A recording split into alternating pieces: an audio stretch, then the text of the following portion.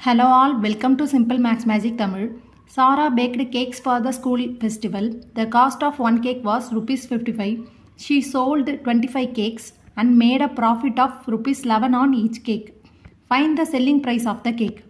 அதாவது சாரான்றவங்க வந்து ஒரு கேக்கோட வந்து அவங்க காஸ்ட் ப்ரைஸ் வந்து 55ன்னு சொல்கிறாங்க. அப்போ டோட்டலாக 25 கேக் வந்து அவங்க சேல் பண்ணியிருக்காங்க. அப்போ 25 × 55 காஸ்ட் ப்ரைஸ் வந்து 1375 தான் அந்த கேக்கோட காஸ்ட் ப்ரைஸ். இதோட செல்லிங் ப்ரைஸ் தான் நம்மளை கேட்டிருக்காங்க. ப்ராஃபிட் வந்து 1 கேக்குக்கு வந்து 11 ருபீஸ்ன்னு சொல்லியிருக்காங்க. அப்போ டோட்டலாக 25 கேக் வந்து சேல் பண்ணியிருக்காங்க. அப்போ 11 × 25 வந்து ருபீஸ் 275 ருபீஸ் தான் அவங்களுக்கு டோட்டலாக ப்ராஃபிட். இப்போ profit equal to selling price minus cost price.